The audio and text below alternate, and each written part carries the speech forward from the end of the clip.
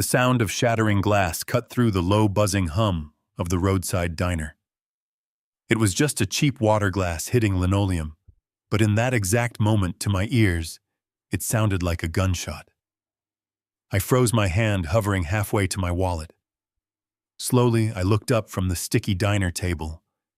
My eyes traveled past the puddle of ice water spreading across the floor, past the swollen belly of the 8-month pregnant waitress in the faded pink uniform, and finally up to her face. My heart completely stopped beating. My lungs simply forgot how to pull in air. Standing there, trembling so violently that the heavy coffee pot in her other hand was rattling against its plastic handle, was Rachel. My daughter-in-law. The same vibrant, loving woman I had deeply mourned, wept for, and buried 6 months ago after a catastrophic boat explosion on Lake Michigan. Only there had been no body to bury back then. The authorities had only found a charred piece of her favorite life jacket and her wedding ring washed up on the shoreline. I had stood in the pouring rain at her memorial, holding my sobbing son Bradley, while he completely fell apart in my arms. But she was not a ghost. She was standing right here, flesh and bone, in a nameless run downtown in rural Pennsylvania, carrying a child. And she looked absolutely terrified. Her face was pale, stripped of the bright, confident energy I had always loved about her. Dark circles bruised the fragile skin under her eyes. Her hands, usually so steady and elegant, were shaking uncontrollably as she dropped to her knees to gather the broken shards of glass. I could not speak. I am a 70-year-old man. I spent 40 years running heavy construction crews, pulling my company up from the dirt. I have seen terrible accidents, broken bones, and shattered lives, but my brain simply could not process the impossible reality standing right in front of me. I pushed myself out of the booth, my own knees suddenly weak, and dropped down to the floor beside her. "Rachel," I whispered, my voice cracking, sounding like a complete stranger to my own ears. "Rachel, dear God, is it really you? We thought you were dead. Bradley is absolutely destroyed. Let me call him. Let me call my son right now." The exact moment those words left my mouth, she gasped. It was not a gasp of relief or joy. It was a sharp, suffocating sound of pure, unadulterated panic. Her hands shot out and grabbed my wrists with a desperate strength that shocked me. Her fingernails dug deep into my skin. She pulled me close, her face inches from mine, and the sheer terror in her wide eyes sent a freezing chill straight down my spine that I will never, ever forget. "Please, Dad." She choked out, hot tears finally spilling over her cheeks and dripping onto her stained uniform collar. "Please, I am begging you on my life. Do not tell him I am still alive." If you are sitting there right now feeling the exact same cold shock that washed over me on that diner floor, hit the subscribe button and like this video. Because what she told me next, the dark, twisted reality hiding behind my son's grieving tears, completely shattered my world. Tell me in the comments where you are watching from and prepare yourself, because the truth is always darker than you can possibly imagine. I stared at her, my mind spinning violently. What did she mean, do not tell him Bradley was her husband? He was the man who had spent the last 6 months sleeping in his clothes, staring blankly at the wall, and visiting her empty grave every single Sunday. He was the father of the child she was carrying right now. Before I could ask her anything else, a harsh voice barked from behind the counter. The diner manager, a heavy-set man with a greasy apron, was glaring at us. "Hey," he yelled, wiping his hands on a towel. "Are you going to clean that up or just sit there crying on the floor?" "I do not pay you to bother the customers, Sarah." Sarah? She was using a fake name. Rachel flinched like she had been physically struck. She quickly gathered the last of the glass. Her hands shaking so badly, she cut her thumb, leaving a bright smear of blood on the floor. "It is my fault," I called out to the manager, forcing my voice to sound like a grumpy, clumsy old man. I knocked the glass out of her hand with my menu. Put her coffee and a slice of cherry pie on my bill. Keep the change. I pulled a $20 bill from my wallet and tossed it onto the table. The manager grumbled and walked back into the kitchen. Rachel slowly stood up, wrapping her arms protectively around her large stomach. She refused to look me in the eye, keeping her head bowed as if she were a prisoner. "My shift ends in 10 minutes, she whispered, her voice barely audible over the hum of the old refrigerator behind the counter. "Park your truck behind the building, near the dumpsters.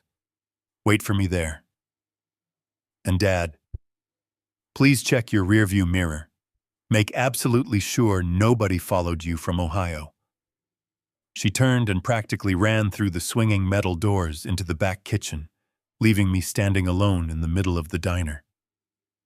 I walked out into the freezing autumn rain, my chest tight, my heart pounding against my ribs like a hammer. I climbed into the cab of my truck, started the engine, and slowly drove around to the dark alley behind the building. I parked the truck, killed the headlights, and sat in the heavy silence. The rain drummed rhythmically against the windshield. I stared at the metal back door of the diner, my mind racing through 1,000 terrifying scenarios. For 6 months, I had put my own grief aside to be the strong father my son needed. I had handed him the keys to my company, stepped away from my life's work, all to give him space to heal from this devastating tragedy. But as I sat there in the dark, watching the back door slowly creak open, a dark, sickening realization began to settle in my stomach. The son I had been comforting might not be a grieving widow at all. He might be the reason his pregnant wife was hiding in a dirty alleyway, terrified for her life. 10 minutes felt like 10 lifetimes.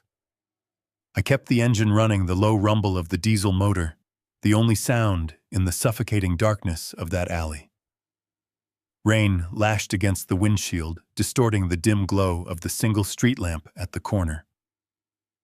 My hands gripped the steering wheel so hard my knuckles ached. Every shadow looked like a threat. Every passing pair of headlights on the main road made my breath catch. Then the heavy metal door at the back of the diner groaned open. A small figure slipped out into the freezing rain. She was wearing a cheap plastic poncho over her uniform, holding a worn canvas duffel bag to her chest. I flashed the brake lights once. She scurried over, pulled the heavy passenger door open, and climbed inside. Instantly, she reached over and hit the lock button. The click echoed loudly in the cab. She slumped against the seat, shivering violently, her breathing shallow and ragged. I turned the heater up, letting the warm air blast through the vents. For a long moment, neither of us said a word. The silence was heavy, thick with the ghosts of the last 6 months. Rachel staring at her hands. Me staring at the woman I had wept over at an empty casket. Finally, I could not take it anymore. "Rachel," I said, my voice barely a whisper. "What is going on? Why are you here? Why did you not come home? We had a funeral. Bradley was destroyed. He has not smiled in half a year." When I said his name, she let out a sharp, bitter laugh that sounded more like a sob. A cold chill crept up my neck. "He is not destroyed." "Dad?" she said, finally turning to look at me. Her eyes were hollow, stripped of all the warmth they used to hold. "He is putting on a show. He is waiting for the money." I shook my head, thoroughly confused. "What money? What are you talking about?" "The boat exploded, Rachel. The Coast Guard said it was a fuel leak. They said you were trapped in the cabin." She closed her eyes, and a fresh wave of tears tracked down her pale cheeks. "It was not a fuel leak," she whispered, "and it was no accident. Bradley planned the whole thing." The words hung in the air, heavy and suffocating. I felt a sudden sharp pain in my chest. "No," I stammered, raising a hand. "No, that is impossible. He loved you. You two were expecting your first baby. He was so excited." Rachel leaned forward, the desperation in her voice rising. "He was in debt, Dad. Deep, terrifying debt. Things he never told you about. That weekend at the lake, he was acting strange. Nervous. He insisted on taking the boat out just before sunset, even though the water was getting rough. He poured me a glass of wine. He said we needed to toast to the baby. But the wine tasted bitter. I only had a few sips before the world started spinning. He drugged me. I felt the blood drain from my face. My own son. The boy I had raised, taught to play baseball, taught to drive. My mind desperately wanted to reject her words, but the sheer terror radiating from her was undeniable. I woke up on the deck. She continued, her voice trembling. It was pitch black. The boat was drifting. I was so dizzy I could barely crawl.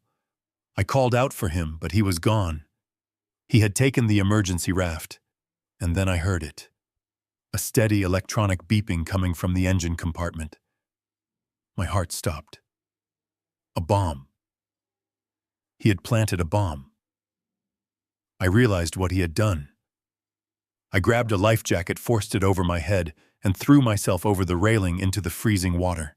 I swam as hard as I could, but my limbs felt like lead from the drugs.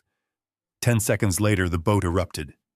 The shockwave pushed me deep under the water. The noise was deafening. I thought I was going to drown, Dad. I thought my baby was going to die in the dark. She covered her face, sobbing uncontrollably. I reached out and pulled her against my shoulder, my own tears finally falling. I held her as she cried, feeling the firm kick of my unborn grandchild against my side. "Who saved you?" I asked, my voice tight with a rage I had never felt before. "A trucker," she sniffled, pulling back. I washed up on the shoreline miles away the next morning. A long-haul driver found me on the side of the highway. He took me to a clinic 2 towns over. I told them a fake name. I have been hiding ever since, moving from diner to diner, taking cash jobs. "Why did you not go to the police?" I demanded, my hands clenching into fists. "We could have protected you. I would have protected you." She shook her head frantically. "No, you do not understand. Bradley has connections. You know he plays golf with the local sheriff. You know he donates to the precinct. If I went to the cops in our town, they would have called him immediately. He would have finished the job. He needs me dead, Dad. He needs the death certificate." Why, I asked, dreading the answer. "Because of the $10 million life insurance policy he took out on me last year," she said plainly. "And because, with me out of the way and you distracted by grief, he has total unchecked control of your construction company. He is draining it dry." I reached under my seat and pulled out an envelope containing $5,000 in emergency cash. "Take this," I said. "Hide. I am going back to Ohio to stop him." She nodded, slipped out the door, and vanished into the dark. I must go face the monster I call son. The drive back to Ohio was a blur of highway lines and blinding headlights. I gripped the steering wheel so tightly, my arthritis flared into a burning ache, but the pain was nothing compared to the storm in my chest. Every mile closer to home was another mile closer to the man who had tried to murder his own pregnant wife. My son. I spent 6 hours rehearsing how I was going to look at him without wrapping my hands around his throat. I had to bury my fury deep down. I had to become the tired, grieving old man he expected to see. If I showed even a fraction of what I knew, Rachel and my unborn grandchild would be in grave danger. By the time I pulled into the sweeping circular driveway of his upscale suburban home, the sun was just beginning to rise. I sat in my truck for a few minutes, taking slow, deep breaths. I adjusted the rearview mirror, wiped the exhaustion from my face, and carefully put on my mask. I stepped out of the truck and walked up to the heavy oak front door. I did not bother knocking. I used my spare key and pushed the door open. The inside of the house was suffocating. All the curtains were drawn tight, blocking out the morning light. The air felt heavy, smelling faintly of vanilla candles and stale bourbon. But what truly made my stomach turn was the living room. It looked like a museum dedicated to a woman he had actively tried to blast into pieces. There were framed photographs of Rachel everywhere. Rachel smiling at the beach. Rachel cutting their wedding cake. Rachel holding a sonogram of their baby. He had even draped her favorite knitted blanket over the back of the sofa, right next to a half-empty bottle of liquor and a single overturned glass. It was a flawless stage set designed for anyone who might stop by to check on the devastated widower. And there, sitting in the center of this twisted theater, was Bradley. He was slumped in his leather recliner, wearing the same wrinkled clothes he had had on for 3 days. His hair was a greasy mess, and a thick shadow of stubble covered his jaw. When he heard my footsteps, he slowly lifted his head. He had forced his eyes to look red and puffy.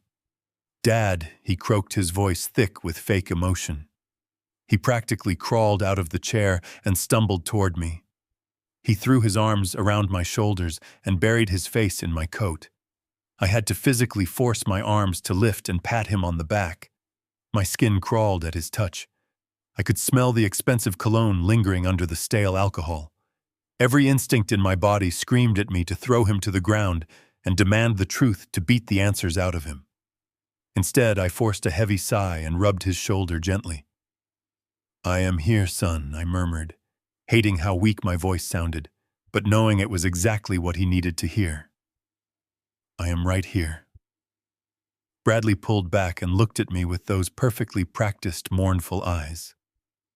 "I miss her so much, Dad," he whispered, wiping a dry tear from his cheek. "Every time I close my eyes, I see her on that boat. I just wish I could have saved her. I wish it had been me instead." The sheer audacity of his performance almost broke my composure. I swallowed the bile in my throat and nodded slowly. "I know, Bradley. I know you do." We walked over to the kitchen island, and he poured me a cup of lukewarm, bitter coffee. We sat in silence for a moment, playing our respective parts, me the heartbroken father trying to be strong, him the shattered husband drowning in grief. Then, exactly as Rachel had warned me, he slowly shifted the conversation. He reached across the marble counter and placed his hand gently over mine.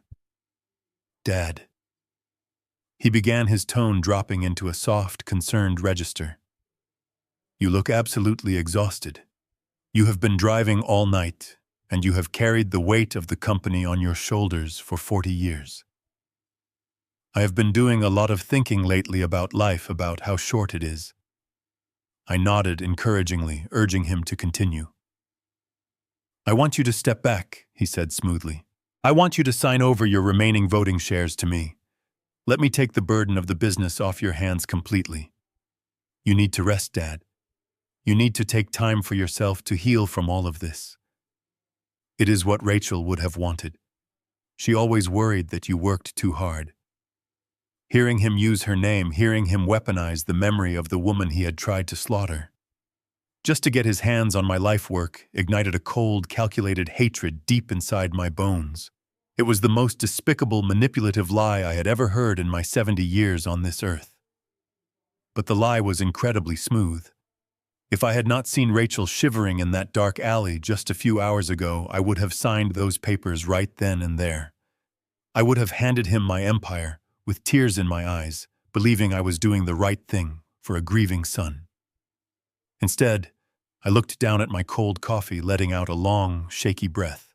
I squeezed his hand back, forcing a grateful, tired smile onto my face. "You are a good son, Bradley." I lied, my voice trembling perfectly. "Let me sleep on it, and we will get the lawyers to draft the paperwork next week." He offered me a tragic smile, believing he had won. The mask was securely on. The fool was being played. But now I had to figure out how to catch him. I left his house feeling sick. The drive home was quiet save for the dark thoughts swirling in my mind. I had told him I needed to sleep on the decision to hand over my remaining shares. It was a calculated move. Giving a quick yes would look suspicious, but dangling the prize within his reach would keep him distracted. Over the next 3 days, I fully committed to the role of a broken father. I ignored my golf routine. I left my grass uncut and let my voicemail fill up. I wanted Bradley to believe the weight of Rachel's death had broken my spirit, forcing an early retirement. In reality, my mind was sharper than it had been in decades. I was no longer a grieving father. I was a hunter quietly tracking a predator that happened to share my last name. On Thursday morning, I put on a slightly rumpled suit, intentionally leaving my tie a little crooked, and drove down to the corporate headquarters of Stanton Construction. The building I had built from a single dirt lot was gleaming in the morning sun. Walking through the glass doors, the receptionist gave me a look of profound pity. She rushed out from behind her desk to hold the elevator door for me, murmuring her condolences once again. I nodded weakly, keeping my eyes fixed on the floor until the elevator doors closed. When I reached the executive floor, the atmosphere shifted. The hum of productivity felt like walking into a crime scene. I made my way toward Bradley's corner office. Through the frosted glass walls, I could see his silhouette pacing back and forth, holding a phone to his ear. I knocked softly and opened the door. Bradley shoved the phone into his pocket and turned around. The weeping widow from a few days ago was completely gone. He was dressed in a sharp, tailored navy suit.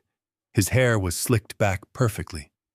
When he saw me, he immediately dropped his shoulders and forced a heavy, tired sigh, slipping his tragic mask back on in a fraction of a second. "Dad," he said, walking over to guide me to a leather chair. "You should not be out and about. You need your rest." I sank into the chair, letting out a convincing groan. "I know, son," I replied, rubbing my temples, "but I wanted to come down and start getting my personal files out of the desk." "You were right. It is time for me to step down. I will call the lawyers tomorrow to draft the transfer of my voting shares." A flash of pure, unadulterated triumph danced in his eyes. He tried to hide it behind a sympathetic nod, but I saw it. The greed, the absolute lack of remorse. "That is a wise decision, Dad," he murmured softly. "I will make sure everything is handled smoothly. You will not have to worry about a single thing. I am going to take care of the family legacy." I nodded, playing the part. He turned around to walk toward his mahogany desk, reaching out to grab a stack of blueprints. As he extended his arm, the cuff of his tailored suit jacket rode up his wrist just a few inches. It was a split second, a fleeting moment of carelessness, but it was all I needed to see. A heavy, gleaming piece of metal caught the sunlight streaming through the floor-to-ceiling windows. I am an old builder, but I know luxury when I see it. I used to buy high-end watches from my top contractors when we landed massive city projects. Wrapped around my grieving, heartbroken son's wrist was a brand-new limited-edition platinum Rolex Daytona. The ice blue dial was unmistakable. That specific watch was not something you simply picked up at a local jewelry store on a whim. It was a collector's piece, an $80,000 masterpiece that required a massive waitlist or an absurdly high premium paid in cold hard cash on the gray market. I felt the air leave my lungs, but I kept my face entirely blank. Bradley quickly pulled his sleeve down subtly, adjusting his cuff to hide the heavy platinum timepiece, unaware that I had already processed its existence. I stared at his back as he shuffled the blueprints. A man whose pregnant wife was violently ripped from his life less than 6 months ago does not go on secret $80,000 luxury shopping sprees. A man consumed by grief does not celebrate by strapping the price of a small house to his wrist. My gut twisted with a sickening realization. I slowly stood up from the leather chair, leaning heavily on my cane for theatrical effect. "Well, I will let you get back to work," I muttered, keeping my voice shaky and weak. He turned and offered me another fake, sympathetic smile. "Drive safe, Dad," he called out as I walked out the door. The heavy glass door shut behind me, muting his voice. As I walked down the carpeted hallway toward the elevators, my mind raced wildly, putting the pieces together. The life insurance policy on Rachel was for $10 million. But I knew for an absolute fact, because of the standard corporate legal protocols, that an insurance payout of that massive size in a case of accidental death on the water took at least 8 to 12 months to fully clear the investigation phase. The insurance company had not paid him yet. The money for that ridiculous platinum watch had to have come from somewhere else. The dark reality set in. My son was flashing vast amounts of hidden wealth while supposedly waiting for blood money. I stepped into the empty elevator and watched the doors slide shut. If he did not use the insurance payout exactly, where did he suddenly get the money for the platinum watch? And what else was he actively hiding from me behind closed doors? That night, I did not sleep a single wink. I sat in the dark living room watching the clock tick past midnight, then 1, then 2. My mind was consumed by the image of that ice-blue Rolex dial. If the insurance money was still tied up in red tape, Bradley was funding his secret luxury lifestyle with another source. There was only one place he could get that kind of cash. My life's work. At exactly 2:30 in the morning, I grabbed my keys, slipped on a dark jacket, and drove back down to the corporate headquarters of Stanton Construction. The streets were completely empty, bathed in the yellow glow of streetlights. When I pulled into the underground parking garage, I parked my truck in a blind spot behind the maintenance utility vans. I did not use my keycard at the front entrance. That would leave a digital footprint. Instead, I used the manual override key I had secretly installed on the freight elevator doors a decade ago. It was a failsafe I had built just in case of emergencies. I rode the heavy metal box up to the executive floor in complete silence. Stepping out into the dark office space, the familiar smell of blueprint paper, fresh coffee beans, and faint ozone hit my nose.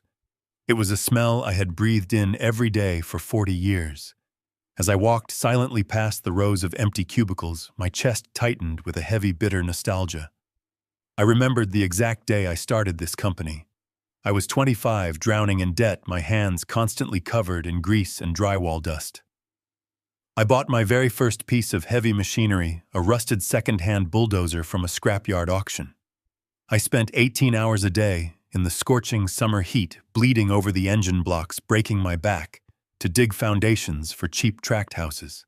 I missed family dinners. I missed holidays. I sacrificed my own youth and my own body to build an empire from nothing, purely so my son would never have to know what it felt like to struggle. I built this massive corporate headquarters with my own 2 hands, block by block, contract by contract. And now the very son I built it for was using it as his own personal piggy bank while trying to murder his pregnant wife. I slipped into the main accounting suite. Bradley had changed the locks on my corner office, but he had completely forgotten that I still held the master administrative codes for the central financial servers. I closed the heavy oak door behind me, made sure the blinds were drawn tight, and booted up the chief financial officer's computer. The blue light from the monitor cast a pale, ghostly glow across the dark room. I typed in my legacy credentials. My hands were shaking not from age, but from the terrifying anticipation of what I was about to uncover. The system granted me access. I immediately bypassed the standard quarterly reports. Those were always scrubbed clean for the board members. Instead, I dug deep into the raw, unfiltered general ledgers. I started tracking the major outbound wire transfers from the past 6 months, cross-referencing them with our active construction projects.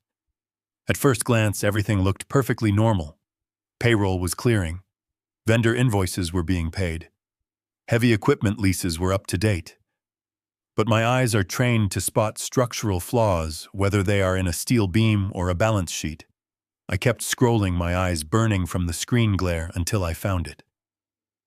Hidden buried on page 47 of the miscellaneous operating expenses, there was a glaring massive crack in the foundation. On the second Tuesday of every month for the last 5 months, exactly 1 week after Rachel supposedly died, a massive wire transfer was initiated. $500,000.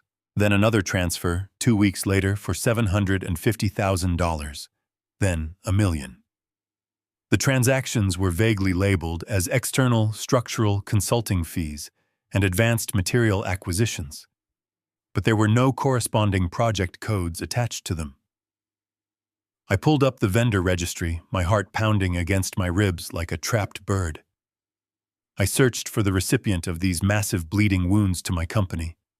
The screen loaded, displaying a single vague corporate entity. V Holdings.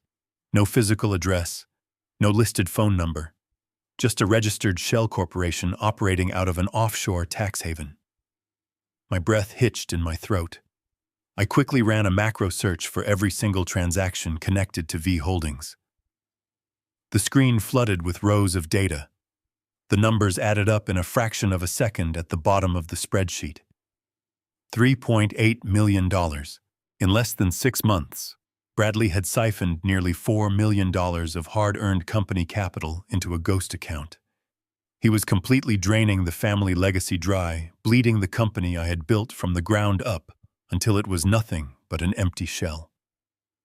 I slumped back in the leather office chair, the blue light of the monitor reflecting in my eyes. The Rolex was just a tiny drop in a massive, terrifying bucket. My son was not just a murderer. He was a corporate parasite. But the most horrifying question still remained. I leaned closer to the screen, staring at the cold, hard numbers. Bradley was arrogant, but he was not a financial mastermind. He did not know how to set up offshore shell corporations and launder millions of dollars through fake consulting invoices on his own. Someone else had to be helping him. Someone deeply embedded in the financial world. I printed the ledgers, the machine humming quietly in the dark room, and folded the papers into my jacket pocket. Who exactly owned V Holdings, and why was my son suddenly desperate enough to drain our entire family fortune in the cold middle of the night? I drove away from the corporate headquarters with the folded ledger pages burning a hole in my jacket pocket. My mind was a whirlwind of numbers, betrayal, and dark questions. I did not drive back to my own empty house. I returned to Bradley's guest bedroom, my perfect cover to monitor his every move. I parked down the street and walked through the freezing night air. I unlocked his front door with agonizing slowness. The house was entirely silent, cloaked in heavy shadows. It was nearing 3 in the morning. I walked softly across the hardwood floor, intending to head up to the guest room to hide the financial records. Passing the living room, a cold draft hit my face. The heavy curtains were drawn, but the sliding glass door was slightly open. Through that gap, I heard a harsh whisper. It was Bradley. I pressed my back flat against the cold wall, slowly inching my way toward the curtains. I held my breath, peering out into the darkness of the sprawling backyard. The moon was hidden behind a thick blanket of clouds, but the faint glow from a distant street lamp provided just enough light to see him. Bradley was pacing furiously across the patio in pajamas, shivering in the biting autumn wind. But it was not the cold making him shake. He was terrified. He clutched a cheap, prepaid burner phone, the kind you buy with cash and throw away. He held it tightly against his ear, his shoulders hunched, his voice dripping with aggressive panic. I leaned closer to the cold glass, straining my ears to catch his words over the sound of the rustling trees. "Listen to me, Bradley," hissed into the phone, his voice shaking with panic. "I told you I am handling it. The insurance money is coming. I just need a little more time. You cannot keep threatening me like this. You know who my father is. You know what we are worth. Give me until the end of the month to finalize the merger, and you will get every penny." A long, agonizing pause followed. The person on the other end of the line was speaking, and whatever they were saying was completely destroying my son's remaining composure. "No, please," Bradley begged, his voice cracking into a whine. "Do not send anyone to the house. My old man is staying with me right now. He is completely clueless, but if your guys show up here, it will ruin everything. I promise you I will have the remaining $5 million. Just call them off." $5 million. He still owed someone $5 million even after bleeding my company for nearly $4 million. The sheer magnitude of his hidden debts made my blood run cold. Before I could process the terrifying reality of what I had just heard, my stockinged foot shifted slightly on the hardwood floor. An old loose floorboard let out a sharp, piercing creak. The sound echoed through the silent living room like a gunshot. Bradley spun around instantly, dropping the burner phone onto the stone patio with a loud clatter. His eyes were wide, glowing with the wild, hunted look of a cornered animal. For a split second, we just stared at each other through the narrow gap in the curtains. I knew I had to react perfectly, or he would know that I knew everything. I let out a loud, groggy groan, rubbing my eyes and stepping fully into the moonlight spilling through the glass door. I slouched my shoulders, making myself look small, fragile, and utterly exhausted. "Bradley," I mumbled, forcing my voice to sound thick with sleep and confusion. "What in the world are you doing out there in the freezing cold? Is everything all right? I thought I heard voices down here." Bradley scrambled to pick up the burner phone, his hands shaking so violently he almost dropped it a second time. He shoved it deep into his pajama pocket and forced a tight, artificial smile onto his face. He pulled the sliding glass door open and stepped inside, bringing a rush of freezing air with him. "Dad, I am so sorry I woke you," he lied, his voice practically vibrating with leftover adrenaline. "Everything is perfectly fine. I just had a late-night emergency with one of the independent concrete contractors. You know how those guys are calling at all hours of the night when a pour goes wrong? I did not want to wake you up with my shouting, so I stepped outside to handle it. Go back to sleep, Dad. I have everything completely under control." I looked at his pale, sweating face, playing the naive, trusting father. I gave him a slow, sleepy nod, wrapped my arms around myself, as if to ward off the cold, and slowly turned to walk up the stairs. "Good night, son," I whispered, keeping my head bowed. "Good night, Dad," he replied softly. I climbed the heavy oak staircase, one step at a time, my heart hammering fiercely against my ribs. I walked into the dark guest bedroom and locked the door behind me. I sat on the edge of the bed, staring at the wall. A millionaire corporate executive does not buy untraceable prepaid burner phones to yell at concrete contractors at 3 in the morning. And a simple business debt does not make a man beg for his life while his pregnant wife is forced to fake her own death to escape him. Bradley was wrapped up in something deeply sinister, something far beyond a simple case of corporate embezzlement or greedy entitlement. I reached into my jacket pocket and gripped the folded ledger pages. This was no longer just about taking my company back. This was a matter of life and death, and I was completely out of my depth. I knew I desperately needed someone who understood exactly how to operate in the shadows. I needed to call in a trusted expert to help me survive. The sun finally rose, casting long gray shadows across the guest bedroom floor. I had not slept a single minute. I waited until I heard the shower running in the master bathroom before I quietly packed my overnight bag. When Bradley came downstairs, dressed in another sharp suit and playing the role of the exhausted widower holding his life together, I told him I was heading back to my own house. I said I needed to water the plants and collect my mail. He nodded, gave me another hollow hug, and told me to just rest. The second I drove out of his neighborhood, my entire demeanor changed. I was no longer the fragile old man. I navigated the morning traffic with a singular, desperate focus.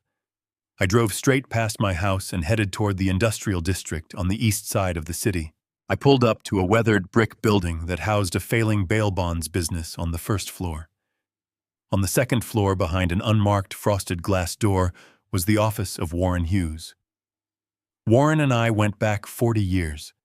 Before he became a private investigator, he spent 3 decades as a forensic accountant and field agent for the Federal Bureau of Investigation. We met when he was assigned to investigate a massive corruption ring involving city zoning officials, and my construction firm was one of the only companies that refused to pay the bribes. We had been quietly drinking cheap scotch together ever since. I walked up the creaking wooden stairs and opened his door without knocking. The office smelled like stale coffee and old paper. Warren was sitting behind a battered steel desk, reading a file through thick, black-framed glasses. He looked up, his sharp gray eyes instantly reading the tension in my face. He closed the file and pointed to the worn leather chair opposite his desk. "Take a seat, Rick," he said, his voice a low, gravelly baritone. "You look like you just saw a ghost."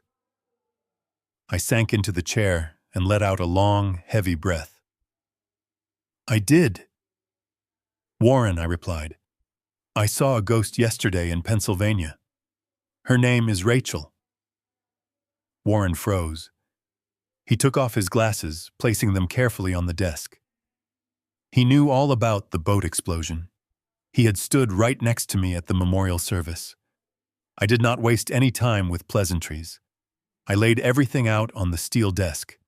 I told him about the diner. I told him how Rachel had narrowly escaped the blast, how Bradley had drugged her wine, and how he had planted a bomb to collect a $10 million insurance policy. I pulled the folded ledger pages from my jacket pocket and slid them across the desk. I explained how my son was bleeding my life, work-dry funneling nearly $4 million into an offshore shell company called V Holdings. Finally, I told him all about the mysterious midnight burner phone. I repeated the terrified conversation I had overheard on the patio word for word. I told him Bradley was begging for his life over a $5 million debt. Warren did not say a single word for a long time. He picked up the printed ledgers and studied the rows of transactions. His eyes scanned the numbers with the cold, calculating precision of a seasoned investigator. He ran a hand over his tired face and let out a slow whistle. "Your boy is in very deep," Rick Warren finally said, tapping the paper with his index finger. "This really is not just a greedy kid dipping his hand into the company cookie jar. Setting up an untraceable offshore shell corporation like V Holdings requires a sophisticated financial network. He is hiding this money from someone, or he is washing it for someone. And if he has people threatening him over a $5 million shortage, we are dealing with serious, dangerous players." I leaned forward, resting my elbows on my knees. "I need to know absolutely everything, Warren. I need to know exactly who owns that shell company. I need to know who was on the other end of that burner phone. And I need you to pull whatever strings you have left at the bureau to look into the forensics of that boat explosion. Rachel said the local cops are in his pocket. I need someone I can trust." Warren leaned back in his chair, folding his arms across his chest. He looked at me with a mixture of deep sympathy and grim determination. "I can track the money," he said quietly. "It will take some digging through international registries, but shell companies always leave a microscopic paper trail if you know exactly where to shine the flashlight. As for the boat, I still have a few favors I can call in with the marine investigators out of Chicago. We can get the original accident report and the chemical swab results. But Rick, we cannot just rely on paper. If he is communicating via burner phones, we need to know what he is saying when he thinks nobody is listening. We need ears inside his daily life." "You mean wiretaps?" I asked, my heart pounding at the reality of treating my own son like a criminal target. "Exactly." Warren nodded. "We need to secretly bug his office and his car. That is where a man like Bradley does his real business. But before we cross that line, I need to look you in the eye and ask you if you are truly ready for this." I stared back at him, my jaw clenched tightly. "I am absolutely ready. Do whatever it takes to expose him." Warren leaned forward, placing his hands flat on the cold desk. His expression turned incredibly dark. "Be ready, old friend," he warned, his voice dropping to a harsh whisper. "What I find might destroy whatever love you still have left for your boy." I looked Warren in the eyes and nodded. "The boy I raised died the moment he put his pregnant wife on that boat." I told him, my voice devoid of hesitation. "I only care about the monster he has become. Let us set the trap." We spent the next hour mapping out a timeline. To bug Bradley's office and his SUV, we needed him completely removed from headquarters for 90 minutes. Bradley was a micromanager. He rarely left the building during business hours. I needed a severe distraction, so he would drop everything and run. I needed to play on the one thing he was secretly waiting for, my failing health and impending death. The next morning at 10 o'clock, I sat in my armchair and dialed his number. I waited until the second ring, then let my phone drop to the floor with a thud. I let out a sharp, ragged gasp, ensuring the microphone picked up my staged struggle. Dad Bradley's voice came through the speaker, instantly tense. "Are you there? What is wrong?" I forced my breathing to sound incredibly shallow. Bradley. I wheezed, clutching my chest even though the room was entirely empty. My chest. It feels tight. The pain is shooting down my arm. I cannot catch my breath. I heard the clatter of a chair scraping against the floor on his end. "I am coming," he shouted. "Do not move an inch. I am calling an ambulance right now." "No," I choked out, stopping him immediately. "No sirens. Do not make a public scene. Just come get me yourself. Take me to Dr. Aris at the private clinic. Please, son, hurry." I ended the call and immediately texted a single word to Warren: "Go." It took Bradley 12 minutes to break every speed limit in the city and slide his secondary SUV into my driveway. He burst through the front door, his face a perfect mask of terrified concern. He practically carried me out to his car, unaware that his frantic rush was exactly what we needed to expose him. As we sped toward the clinic across town, my phone buzzed softly in my pocket. It was a blank text from Warren. The infiltration had officially begun. While I was groaning in the passenger seat of Bradley's car, Warren was pulling a battered white utility van into the loading dock of Stanton Construction. He wore a faded blue jumpsuit with a fake corporate HVAC logo stitched onto the chest, carrying a heavy metal toolbox. Warren knew exactly how to move like he belonged there. He bypassed the front security desk entirely, taking the heavy freight elevator straight up to the executive floor. He walked past the cubicles with the annoyed demeanor of a contractor running late for a repair. Nobody questioned him.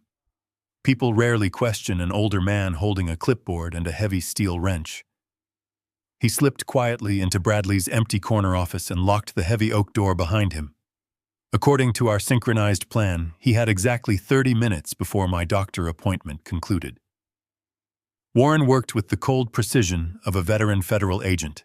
He pulled a microscopic voice-activated transmitter from his toolkit.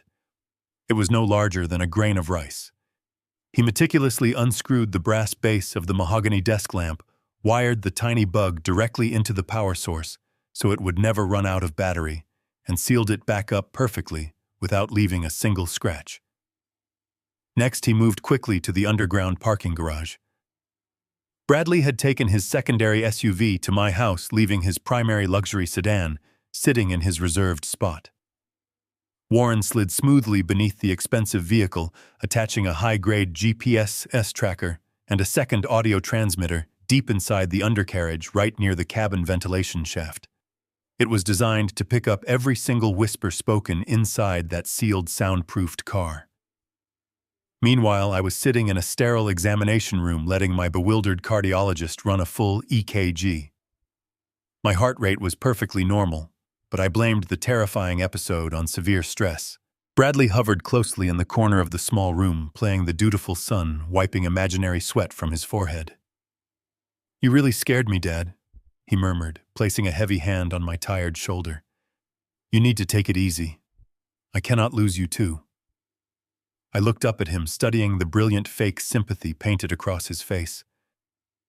"I will be careful," I promised softly. "I am not going anywhere anytime soon."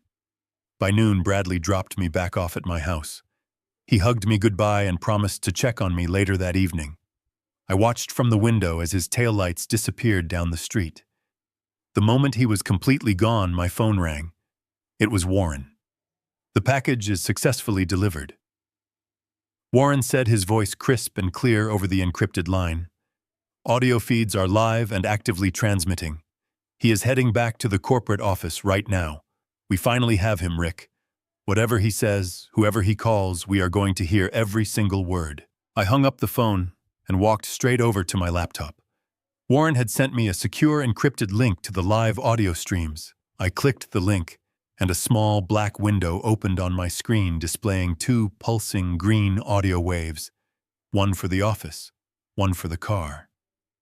I sat back in my chair, staring at the silent green lines, my heart beating with heavy anticipation.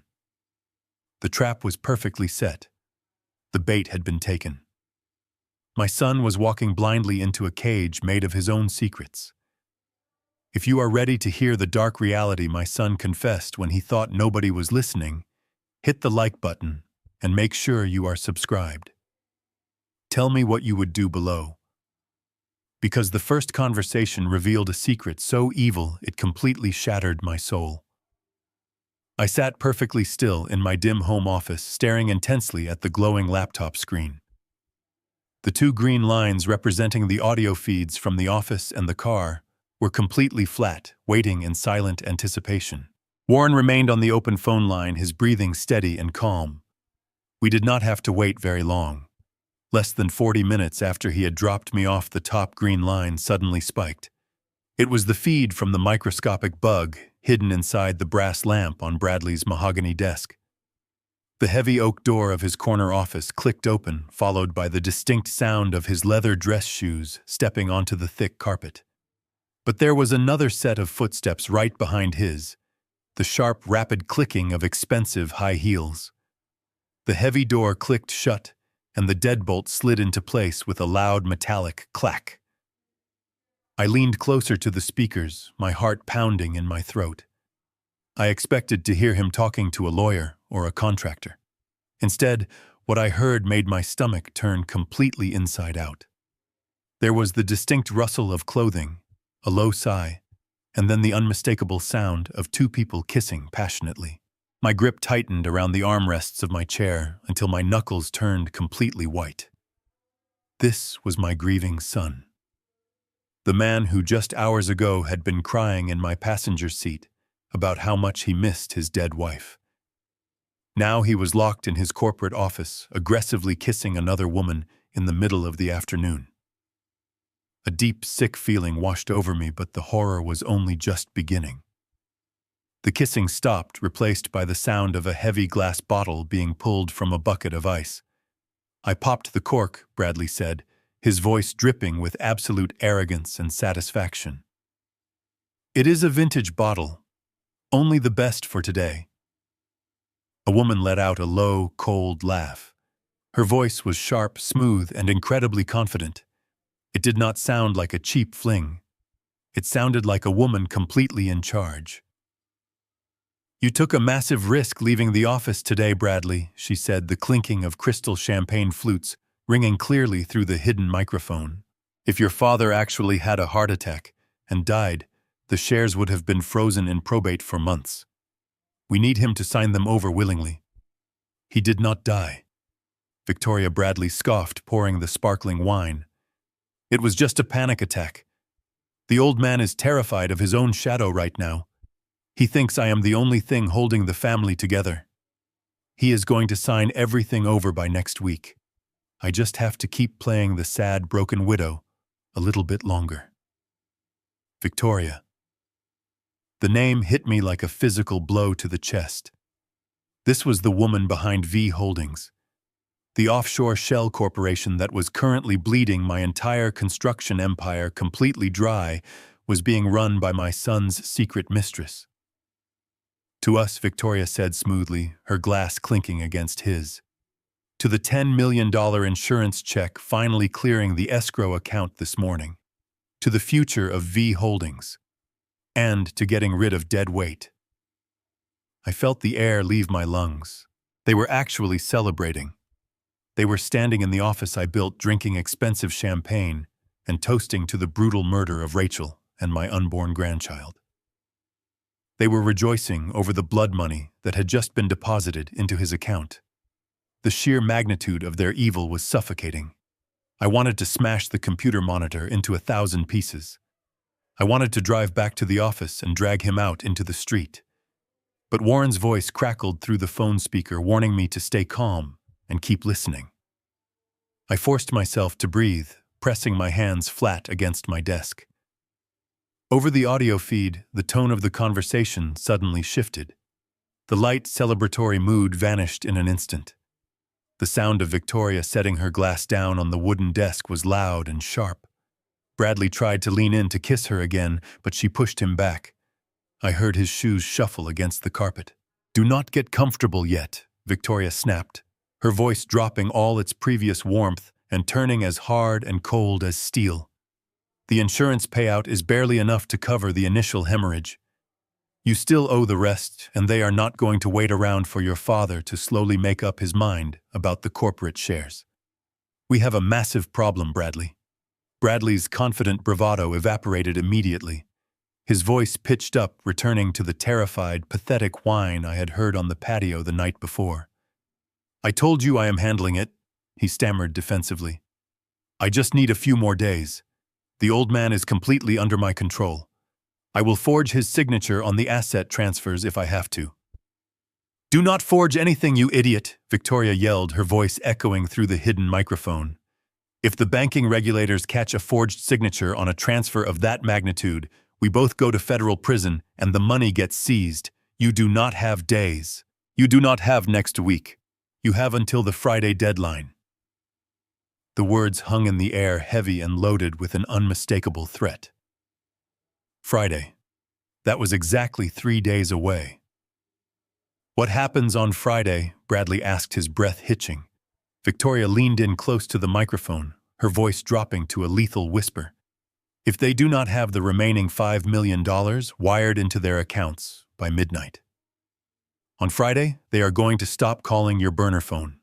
They are going to pay you a visit in person, and they will take the company by force. I stared at the screen, paralyzed by the chilling revelation of the Friday deadline. I stared at the screen, paralyzed by the chilling revelation of the Friday deadline. My mind spun in circles, trying to comprehend exactly what kind of shadowy figures my son had involved himself with. A few seconds later, my cell phone vibrated violently against the wooden desk. It was Warren. I answered immediately, my voice trembling with a mixture of pure rage and profound terror. Did you hear that? I asked, gripping the phone so hard my fingers ached. I heard every single word, Warren replied, his tone grim and heavy with an exhaustion that mirrored my own. You need to come down to my office right now, Rick. I just received the financial background check on V Holdings from my contacts at the Bureau. The offshore shell accounts, the missing millions, the burner phone conversations, it all finally makes horrifying sense. But you need to brace yourself. It is much worse than we thought. I did not waste another second. I slammed the laptop shut, grabbed my coat, and rushed out the door. The drive to the industrial district felt like it took hours. The gray afternoon sky had darkened into a heavy, suffocating overcast, matching the storm brewing inside my chest. When I arrived at Warren's office, the door was already unlocked. I pushed it open and stepped inside. The room was thick with the smell of stale coffee and cigarette smoke. Warren was standing behind his battered steel desk, his sleeves rolled up, staring down at a massive pile of manila folders and printed spreadsheets scattered across the surface. He looked up at me, his sharp eyes filled with a deep, unsettling pity. Have a seat, Rick, he said quietly, gesturing to the worn leather chair. I shook my head, my legs feeling too restless to sit down. Tell me everything. I demanded, my voice cracking slightly. Who are these people he owes money to? Why is Victoria involved? What is happening on Friday? Warren let out a long, heavy sigh. He picked up a thick folder and opened it, revealing dozens of blurry surveillance photographs and casino banking records. Bradley is not a genius corporate investor, Rick. He began, his voice steady but laced with disbelief. And Victoria is not just a mistress. She is a high-level loan broker for the criminal underworld. Your son is a degenerate gambler. I stared at him, completely stunned. Gambling. Bradley had never even bought a lottery ticket when he was younger. But Warren continued, laying out the undeniable proof. For the last 4 years, every time Bradley told you he was flying to Chicago or New York for corporate conferences, he was actually taking private charters to Las Vegas. But he was not playing blackjack on the main casino floors. He got pulled into the underground high-stakes private rooms, places where there are absolutely no betting limits and no cameras. He started losing massive amounts of money, and to cover his losses, he started borrowing from the wrong kind of people. I reached out and picked up one of the photographs. It showed Bradley sitting at a dimly lit poker table, sweating profusely, surrounded by men in sharp suits with cold, dead eyes. "Who are they?" I whispered, dreading the answer. "A Russian organized crime syndicate," Warren replied bluntly. "They operate out of Eastern Europe, but control major underground gambling rings across the states. They let Bradley keep borrowing because they knew exactly who his father was. They knew you had a massive, profitable construction empire. They let him dig his own grave until he was completely trapped. By the time Rachel discovered what he was doing, he was in the hole for $15 million. $15 million. The number echoed in my head like a death knell. I felt the blood drain completely from my face. I gripped the edge of the steel desk to keep my knees from buckling beneath me. The pieces of the terrifying puzzle finally snapped together, creating a horrifying picture. The $4 million he siphoned out through those fake invoices was just the beginning. It barely covered the staggering interest on his massive debt. When the Russians threatened him, he realized the company accounts were drying up too quickly. That was when he decided to drug his pregnant wife and blow her up on that boat. He needed her $10 million life insurance policy just to keep breathing. Victoria orchestrated the financial cover-up, laundering the blood money through her shell company to pay the syndicate without triggering an audit. The $10 million from Rachel's tragic death was just a desperate down payment to save his own skin. But $15 million minus the company money and the insurance payout still left a massive void. Exactly $5 million. Warren walked over and placed a heavy hand on my shoulder. "The Friday deadline," Warren said softly, his voice filled with grim certainty. The syndicate gave him an absolute ultimatum. They collected the $10 million this morning, but they want the remaining $5 million by midnight on Friday. If the money is not wired into their accounts by then, they will not bother calling his burner phone anymore. They will send their enforcers to his house, and they will take his life. I stood frozen in the quiet office, the full weight of the situation crushing down on my shoulders. My son was backed into a lethal corner by ruthless killers. He had exactly 3 days to come up with $5 million in cold, hard cash, or he was going to be brutally murdered. He had already drained the company. He had already killed his wife. My mind raced with terrifying implications. Where on earth was a desperate, cornered animal going to find another $5 million before the end of the week? I looked at Warren, and a sickening realization slowly began to wash over me. I had a terrible feeling I was about to find out. I left Warren standing in his office, surrounded by the terrifying evidence of my son's descent into the criminal underworld. The drive back to my empty house was the longest journey of my entire life. The gray clouds above had finally broken, unleashing a torrential downpour that matched the absolute despair washing over me. $5 million by Friday.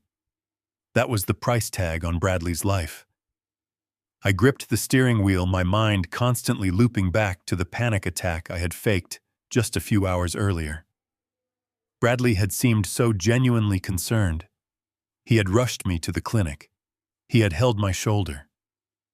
But now, viewing that moment through the lens of a $15 million mob debt, a sickening new perspective took hold. He was not worried about losing his father. He was terrified of losing his primary asset before he could legally seize control of it. I pulled into my driveway, the rain hammering against the roof of my truck. I did not bother turning on the lights when I walked inside. I went straight to my home office, sat down in the heavy leather chair, and woke up my laptop. The 2 green audio waves on the screen were flat. I sat in the darkness, waiting. I did not have to wait long. At exactly 6 o'clock that evening, the bottom audio line suddenly spiked. It was the bug Warren had planted under the dashboard of Bradley's luxury SUV. The heavy car doors slammed shut, enclosing the cabin in a thick, soundproofed silence. The engine roared to life, followed by the soft hum of the climate control system. 2 people were inside. Bradley and Victoria. Their breathing was heavy, tense, and completely devoid of the celebratory mood they had shared just hours prior in the office. They had clearly spent the afternoon desperately trying to find a way out of the corner the Russian syndicate had backed them into. For several minutes, the only sound was the rhythmic thumping of the windshield wipers and the muffled hiss of tires on wet asphalt. Then Victoria broke the silence. Her voice was sharp and laced with a cold, unforgiving edge. "We cannot liquidate any more of the corporate assets, Bradley," she stated flatly. "The banking regulators are already sniffing around those massive consulting invoices I generated. If we try to push another $5 million through the shell accounts before Friday, we will trigger a federal audit. You need to find another way to pay them, or you need to pack a bag and disappear." Disappear where Bradley snapped back, his voice trembling with a pathetic mixture of anger and absolute terror. "They are the Russian mob, Victoria. They have people everywhere. If I run, they will find me. And if I stay and do not pay, they are going to kill me. There has to be another way. We just need to think." A heavy, suffocating silence filled the car once again. I leaned closer to the computer speakers, my heart hammering against my ribs. I knew exactly what was coming, but hearing the actual words form in my son's mouth was a completely different kind of agony. "You said the old man had a panic attack this morning," Victoria murmured slowly, her tone shifting from frustrated to intensely calculating. "You said he was clutching his chest and complaining about the pain shooting down his arm." Bradley let out a heavy sigh. "Yes. I took him to the private clinic. The cardiologist ran a full panel. He said it was just severe stress from Rachel dying, but he also said the old man's heart is not what it used to be. He is 70 years old. He is fragile." Victoria's voice dropped to a low, chilling whisper. "How fragile, Bradley? Because if the corporate accounts are frozen, the only liquid asset large enough to save your life is sitting right in front of you. He has a comprehensive life insurance policy, does he not?"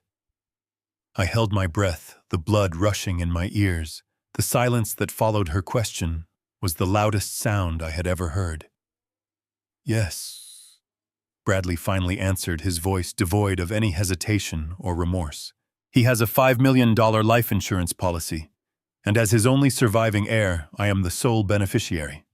Not only that, but upon his death, total company control automatically transfers directly to me without having to go through a lengthy probate process or waiting for him to willingly sign the documents." I stared at the screen, tears of pure, blinding rage welling in my eyes. He was doing the math. He was literally weighing the value of my life against his gambling debts. "The old man has a $5 million life insurance policy and total company control." Bradley repeated, his voice growing eerily calm, completely stripped of the panic that had consumed him just moments before. "His heart is weak. The doctor confirmed it today. If he dies in his sleep, the money is mine. The syndicate gets paid by Friday, and all of our problems permanently disappear." Victoria let out a soft, approving hum. "A tragic heart attack just months after losing his beloved daughter-in-law," she mused coldly. "The stress was simply too much for his grieving heart to bear. The police will not even ask a single question. It is the perfect narrative. But you have to be smart about this, Bradley. You cannot just smother him with a pillow. Autopsies show signs of struggle. You need to induce the heart attack naturally. You need to make absolutely sure it looks like a medical tragedy." I sat perfectly still in the cold, dark, silent room, the chilling words echoing loudly through the computer speakers. My own flesh and blood was actually plotting my brutal murder. But how exactly does a desperate, cornered son plan to forcefully stop his father's weak heart without leaving a single physical trace behind? I stared at the computer screen, the silence pressing. How exactly does a son plan to forcefully stop his father's weak heart without leaving a trace behind? The answer hit me like a freight train. My chest seized from pure terror. My medication. I pushed my chair back, scrambled to my feet, and sprinted toward the master bathroom. My breath came in ragged gasps as I ran. I threw open the door, staring at my fragile reflections in the harsh vanity light. I looked like an old, exhausted victim. I yanked open the mirrored cabinet. Sitting innocently on the middle shelf was my orange prescription bottle. It was my daily beta blocker prescribed to keep my blood pressure low and my heart rate steady. I grabbed the small plastic bottle, popping the white cap off, and poured the pale blue pills onto the cold marble countertop. They looked exactly like they always did. The same color, the same shape, the same tiny numbers stamped onto the side. But I knew his cold, calculating nature. If he was going to poison me, he would not use something obvious. I scooped the pills back into the bottle, my hands clumsy and numb. I did not even bother grabbing my winter coat. I ran straight out to my truck tires, squealing loudly as I backed out into the pouring rain. I drove frantically back to the industrial district, clutching the bottle like a live grenade. Warren was still in his office when I burst through the door. I threw the plastic bottle onto his steel desk. It clattered loudly. "He needs me dead by Friday," I gasped, leaning heavily against the wooden doorframe to catch my breath. "He needs my life insurance payout to cover the remaining $5 million. I think he tampered with my daily medication." Warren did not ask a single question. He grabbed the bottle, his expression turning to stone as his old federal agent instincts kicked in. "Sit down, Rick," he commanded sharply. "I have a trusted contact at a private toxicology lab across town. They run a 24-hour emergency testing facility and owe me a massive favor. I will be back as soon as I have the complete chemical breakdown. Do not go home under any circumstances. Just stay right here and lock the door." Warren rushed past me, disappearing quickly down the creaking wooden stairs. I was left completely alone. The rain lashed furiously against the dirty window. The wait was absolute agonizing torture. Every minute stretched into an eternity. I paced the worn carpet, my mind flashing back to the past week. I remembered sitting in my living room playing the part of the grieving father. Bradley had walked into the room with a fresh glass of water and my pill. He handed it to me with such a gentle, loving smile, watched me swallow it down, and warmly patted my shoulder. A sudden wave of profound nausea washed over my entire body. I stumbled to the metal trash can in the corner and dry heaved until my throat was raw. My own flesh and blood had been hand-feeding me a deadly poison while looking me directly in the eyes. I realized then that the boy I raised had died a very long time ago. 3 hours later, the heavy door rattled loudly. Warren stepped inside, completely soaked. His face was pale, his jaw clenched so tightly a muscle twitched in his cheek. He tossed the orange bottle onto the desk, throwing a damp manila folder right next to it. "You were right," he said quietly, his voice gravely. "The lab expedited the analysis. The pills are a perfect physical replica. They look completely identical down to the stamp. But chemically, they are the exact opposite of what your doctor prescribed." "What are they?" I asked, my voice barely a whisper. Warren slowly opened the folder.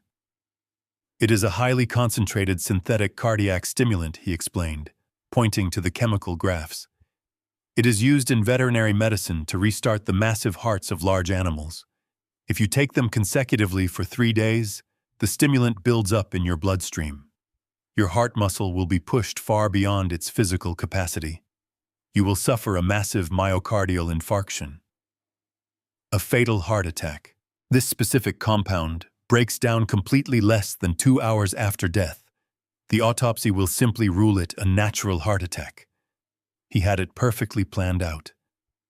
By Friday morning, you would be dead in your bed, and he would be a very rich man. The words hung heavily in the air. A fatal heart attack. Untraceable.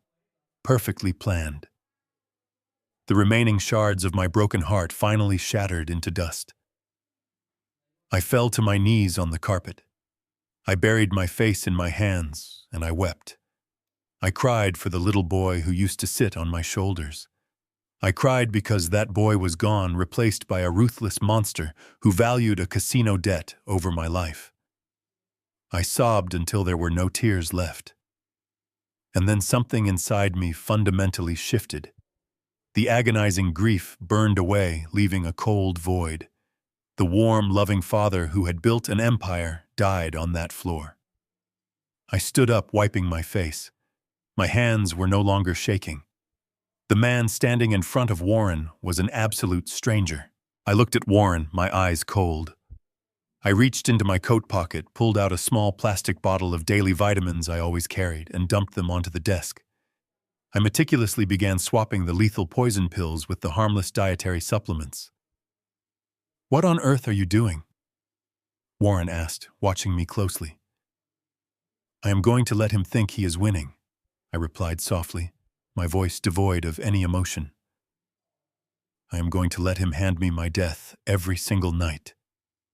The father is dead. Warren. The hunter is born." I left Warren and drove back to my empty house through the pouring rain. The man who gripped the steering wheel was entirely different from the shattered father who had arrived there hours ago. I had a performance to deliver, and the stakes were my own survival and the protection of my unborn grandson. As soon as I parked in the garage, I began preparing the stage. I closed all the curtains to make the house feel like a tomb. I changed into worn pajamas and climbed into my bed, deliberately messing up the sheets. I practiced my breathing, forcing my chest to heave with shallow, ragged gasps. I needed to look like a man whose heart was slowly giving out, piece by fragile piece. At exactly 7, the heavy oak front door creaked open. Bradley called out my name, his footsteps echoing in the silent hallway. I let out a weak, raspy groan, ensuring the sound carried down the stairs. Bradley rushed into my bedroom, his face a perfectly constructed mask of terrified concern. He dropped to his knees beside the bed, grabbing my hand. His skin felt cold.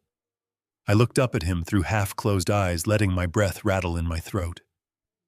I told him the chest pains had returned worse than the morning. I told him I felt incredibly weak, like my body was finally shutting down from the stress of losing Rachel.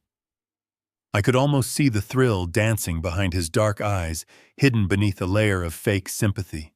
He told me to rest, promising he would take care of everything. Then he went straight to the master bathroom. I heard the cabinet open. I heard the rattle of the orange prescription bottle. When he returned, he was holding a glass of ice water and one of the pills I had meticulously swapped. He sat on the edge of the mattress, gently lifting my head. He placed the harmless vitamin on my tongue, his eyes locked onto mine. "Swallow it down, Dad," he whispered softly, his voice dripping with chilling tenderness. "It will make your heart feel so much better." I stared directly into the eyes of my would-be killer. I did not flinch. I did not blink. I parted my lips, took a slow sip of the cold water, and swallowed the pill. A warm, reassuring smile spread across Bradley's face as he wiped a bead of sweat from my forehead. He truly believed he had just handed me my death sentence. He believed he was watching his massive financial problems disappear down my throat. I forced a weak smile in return, thanking him for being a wonderful, devoted son.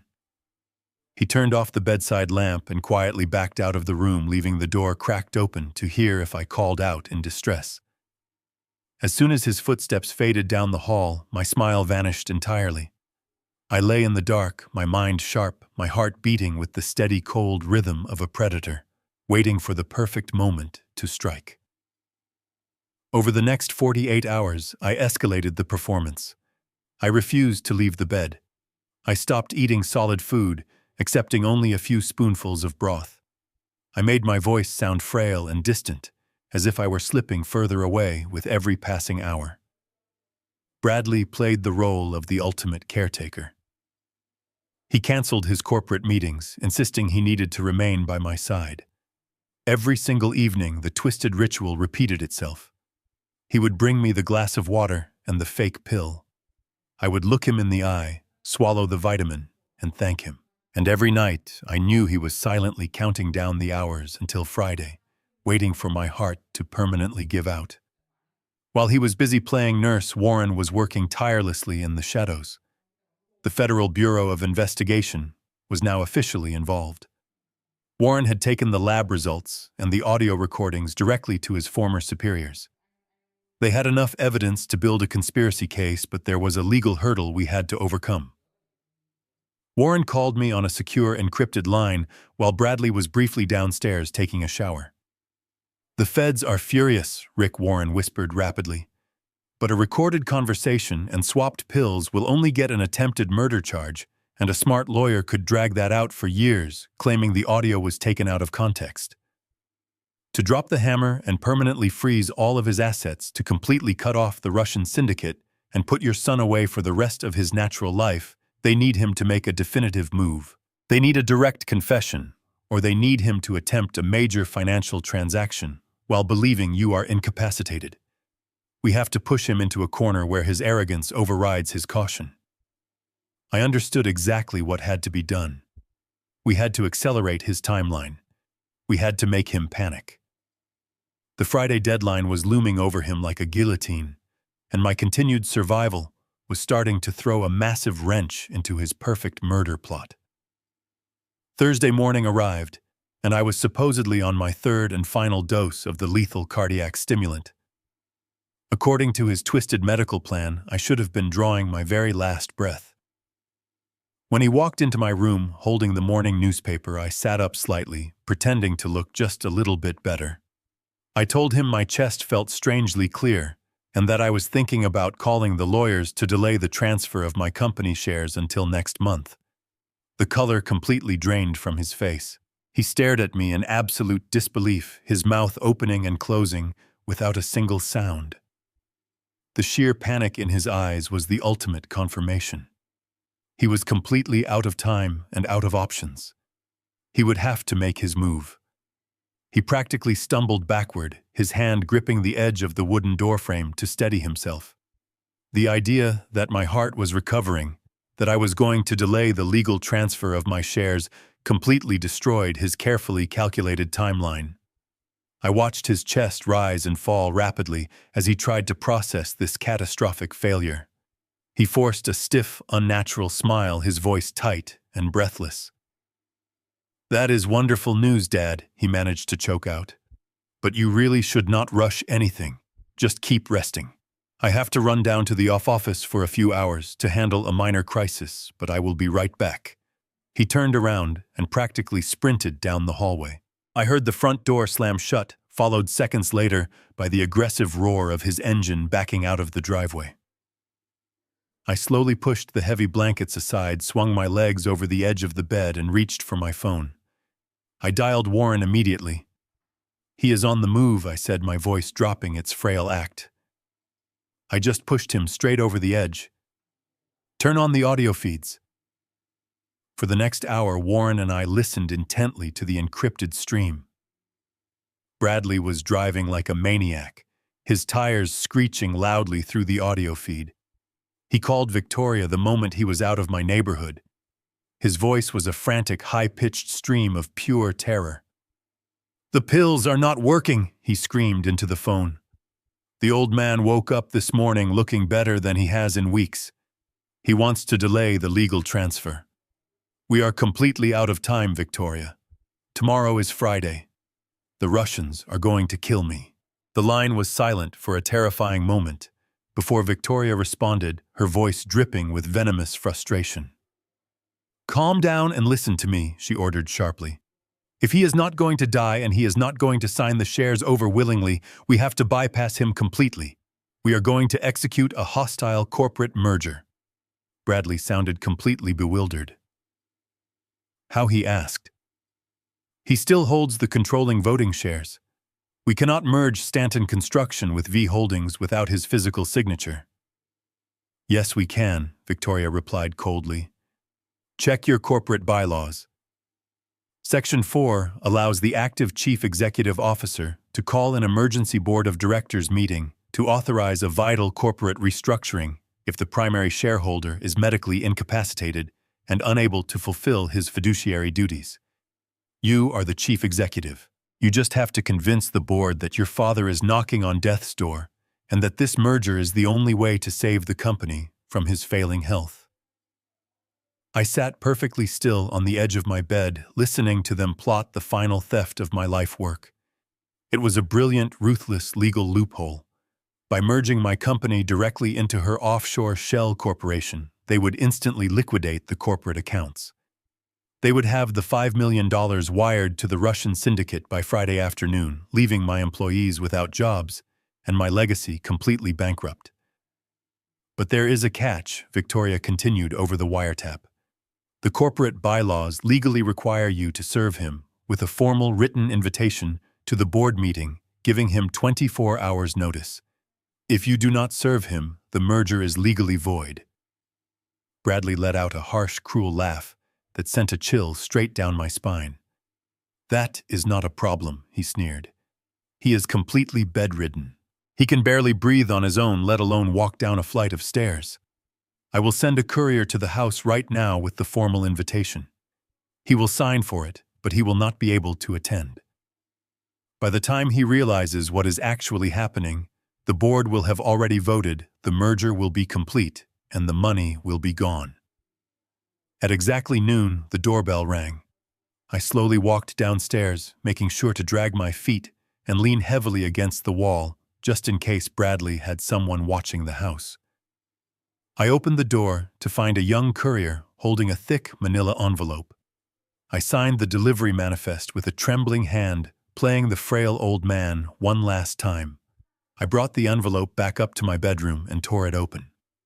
Inside was a formal legal summons for an emergency board of directors meeting scheduled for 10 o'clock the following morning. Friday morning, the exact day his debt to the mob was due. The stated agenda was an emergency vote to authorize the immediate acquisition and merger of Stanton Construction with V Holdings. I read the document twice, the words burning into my mind. He thought I was helpless. He thought I was dying in this bed, too weak to defend the empire I had built with my bare hands. He truly believed he had won. I picked up my phone and called Warren back. The feds finally have their trap, I said, my voice cold and resolute. He just initiated a massive fraudulent merger to pay off a criminal syndicate, and he put it all in writing. Warren let out a low, grim chuckle. The agents are ready, Rick. We are going to have an entire federal team waiting in the underground parking garage. But the final move is completely yours. Are you ready to do this? I stood up, walking over to my large walk-in closet, feeling a rush of long-forgotten strength. I reached past the worn pajamas and pulled out my sharpest, darkest tailored suit. The exact one I used to proudly wear when I walked into war rooms and negotiated multi-million-dollar city contracts. I am ready, I replied without hesitation. The stage was set for the ultimate corporate showdown, and my son had no idea the Grim Reaper was on the guest list. Friday morning broke with a cold, piercing sunlight that cut through the heavy, lingering storm clouds from the night before. I stood silently before the large, full-length mirror, adjusting the silk tie at my collar. The dark navy suit fit perfectly, a sharp contrast to the frail pajamas I had been drowning in all week. My reflection stared back, not with the tired eyes of a grieving old man, but with the cold steel of a founder about to defend his life's work. I slipped my credentials, the forensic ledgers, and the tiny orange bottle of swapped pills into my breast pocket. I walked down the oak staircase, my footsteps firm, completely abandoning the weak, fragile shuffle I had adopted for Bradley's twisted amusement. When I stepped outside into the crisp morning air, Warren was already waiting in a dark, unmarked sedan. I climbed slowly into the passenger seat, and without a single word, we pulled away, heading directly toward the towering glass structure of Stanton Construction. Meanwhile, downtown on the top floor of my building, the boardroom was slowly filling up. According to the live audio feed Warren patched into the car stereo, the atmosphere in the room was suffocatingly solemn. The massive mahogany table, polished to a mirror shine, was surrounded by the 12 senior board members. These were men and women I had handpicked over the decades, people who helped me build the company from a regional contractor into a powerhouse. They spoke in hushed whispers, unaware they were being orchestrated like puppets in a deadly financial theater. At exactly 10 o'clock, the heavy double doors at the front of the room swung open. Bradley walked in wearing an immaculate charcoal suit. Beside him walked Victoria, looking sharp, predatory, and perfectly composed in a tailored black dress. They took their seats at the very head of the table. The audio feed captured the rustle of legal documents being slid across the polished wood. Bradley cleared his throat, commanding the room's attention. He let out a long, heavy, tragic sigh, expertly crafting the illusion of a man crushed by the weight of the world. "Thank you all for coming on such short notice," Bradley began, his voice thick with practiced emotion. "I know this emergency session is highly unusual, but we are facing an unprecedented family crisis. As many of you know, the past 6 months have been incredibly difficult. The tragic loss of my wife Rachel left an unfillable void, but the collateral damage of that tragedy has fallen heavily on my father." He paused, letting the silence hang heavily in the air for maximum dramatic effect. "His health has deteriorated rapidly." Bradley continued, dropping his voice into a mournful whisper. "His heart is failing. He is bedridden, unable to leave the house, and the doctors informed me his condition is critical.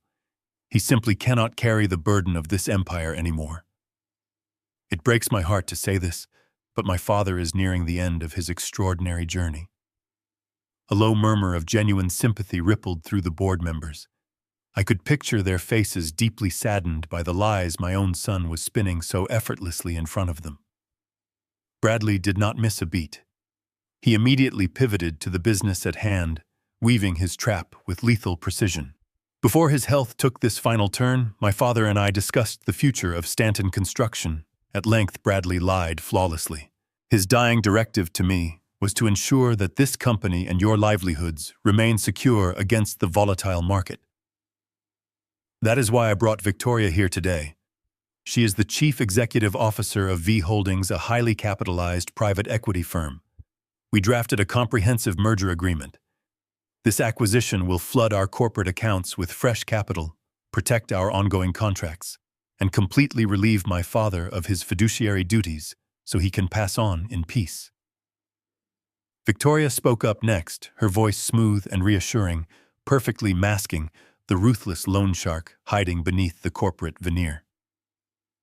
"It is an absolute honor to help preserve Richard Stanton's incredible legacy," she said sweetly. "The terms of the merger are entirely in your favor. But due to the volatile market and Richard's rapidly declining health, the legal framework requires an immediate execution. We need the board to authorize the emergency merger today, effectively transferring controlling assets to V Holdings so we can begin the stabilization process before the weekend." The audacity was breathtaking. They were using my supposed deathbed as a ticking clock to force the board into signing away millions without proper due diligence. They needed the money wired to the Russian syndicate by midnight, and they were manipulating my closest colleagues to pull the trigger. The board members, blinded by respect for me and sympathy for my grieving son, did not raise a single objection. The lead corporate attorney confirmed that under the bylaws, given my documented medical absence, the board had the authority to proceed. Warren parked the black sedan in the underground garage. We stepped out of the car, flanked by 4 federal agents in dark windbreakers. We walked toward the freight elevator, the live audio feed playing softly from Warren's phone.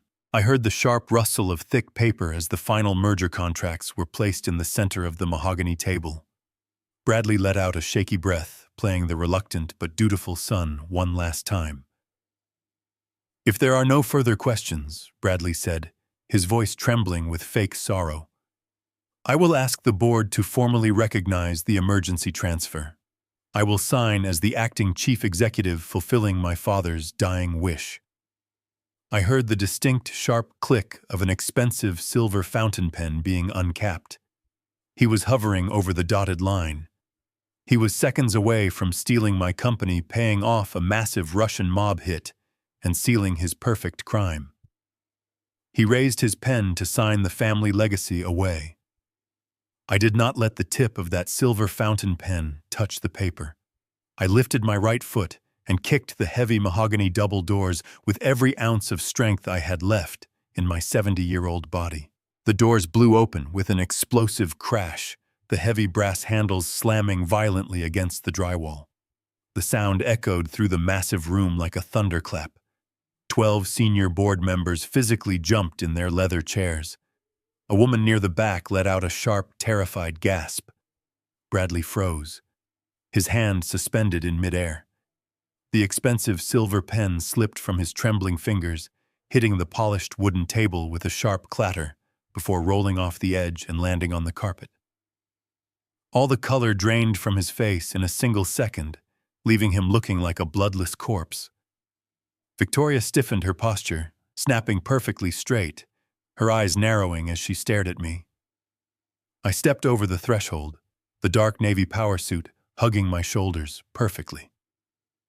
I did not shuffle. I did not lean on a cane. I walked with the heavy, measured, undeniable stride of a founder reclaiming his territory. The room was absolutely paralyzed in stunned silence. I could hear the faint, rhythmic ticking of the antique grandfather clock in the corner. Everyone stared at me as if a ghost had just materialized from the floorboards. I kept my eyes locked entirely on my son. The fake sorrow that had covered his face just moments ago was completely gone, replaced by naked, unadulterated terror. He tried to speak, his mouth opening and closing like a suffocating fish, but no sound came out.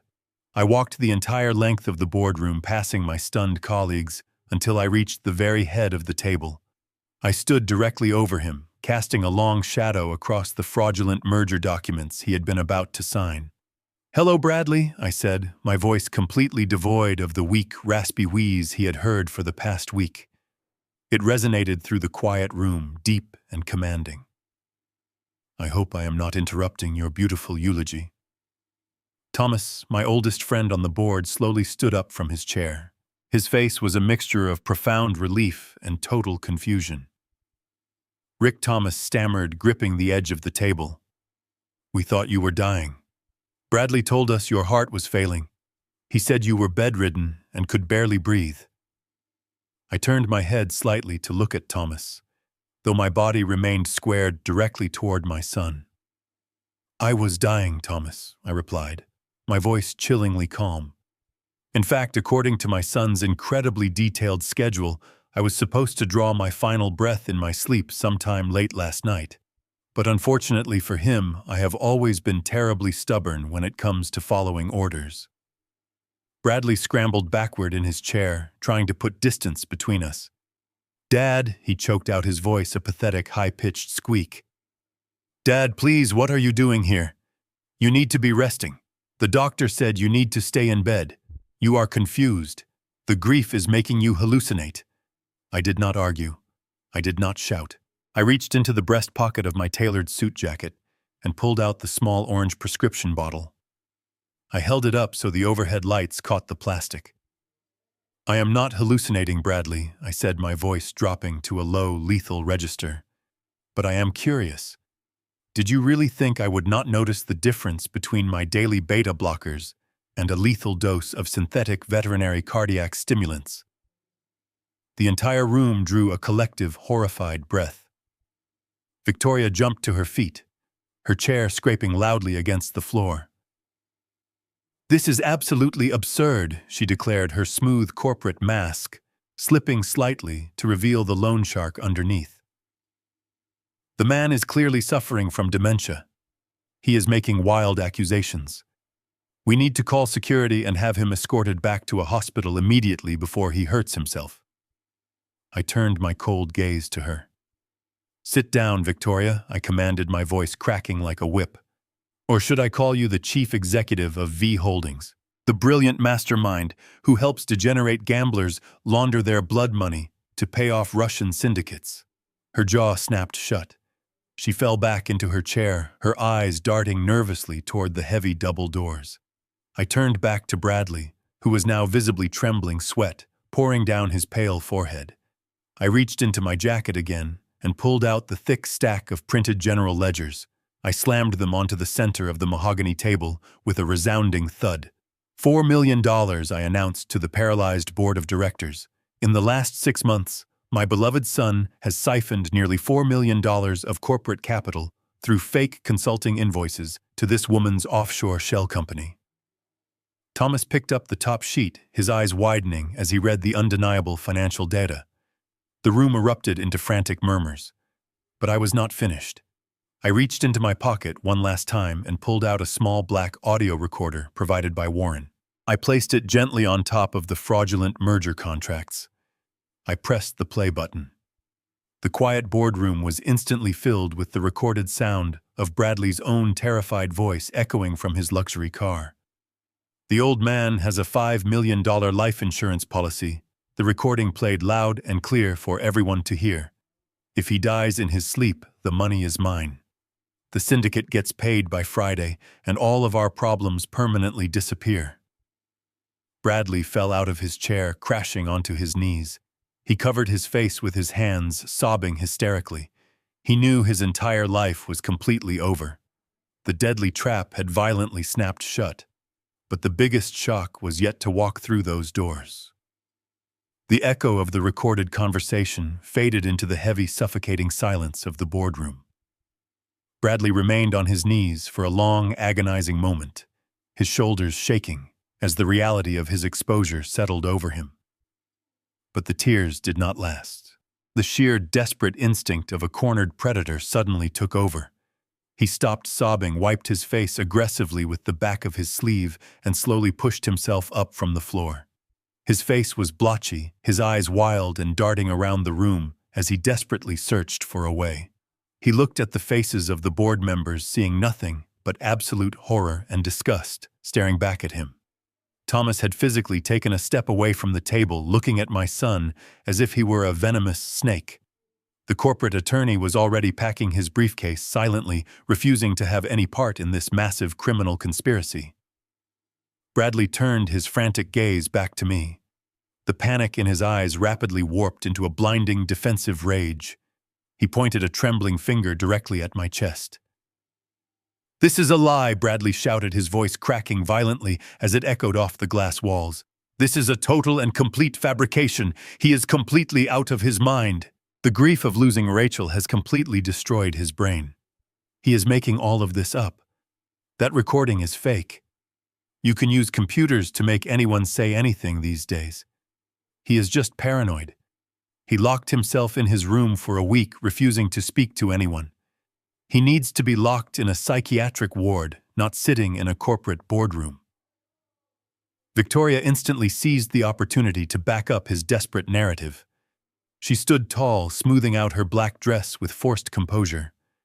She looked directly at Thomas and the rest of the paralyzed board. "Bradley is absolutely right," she declared smoothly, projecting her voice with icy corporate authority. "Richard is clearly suffering from a severe psychotic break. This entire display is nothing but the tragic delusion of a broken, grieving old man. I will not stand here and allow my professional reputation to be slandered by these insane accusations. My legal team will destroy you for this, Richard. You will spend your final days bankrupt and locked inside a padded cell." I did not flinch. I did not raise my voice.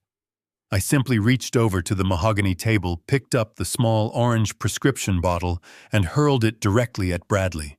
I threw it with every ounce of strength I could muster. The plastic bottle struck him squarely in the chest with a sharp thud. The cap popped off on impact, and the white pills scattered across the carpeted floor, rolling to a stop near his expensive leather shoes. "Go ahead," I challenged him, my voice dropping to a low, lethal growl that commanded the entire room. "Pick one up, Bradley. Swallow it right now. Prove to the board that it is just a simple beta blocker. Prove to Thomas that you did not spend 3 days hand-feeding me a veterinary cardiac stimulant designed to explode my weak heart. Prove that you did not plan to murder me to pay off a $15 million debt you owe to a Russian gambling syndicate." Bradley stared down at the pills scattered around his feet, completely paralyzed. He did not move a single muscle. The silence in the room was deafening. Every single board member was staring at him, waiting for him to pick up the pill and prove me wrong. But he could not do it. His chest heaved with shallow, ragged breaths. The absolute terror in his eyes confirmed every single accusation I had just leveled against him. Thomas let out a heavy sigh of pure disgust. "My God, Bradley." Thomas whispered, shaking his head slowly. "You really did it. You tried to murder your own father for money. You are a monster." The condemnation from the oldest member of the board finally broke Bradley's remaining composure. He realized he was completely surrounded, completely exposed, and completely alone. He lunged forward, slamming both of his hands onto the polished wood of the boardroom table. His face was a mask of pure hysterical desperation. He abandoned the calm corporate persona entirely and reverted to the spoiled, entitled child he truly was. "You are doing this to ruin me," Bradley screamed, spittle flying from his lips as he glared at me with absolute hatred. "You have always hated me. You never thought I was good enough to run this company. You set this whole thing up just to humiliate me in front of the board.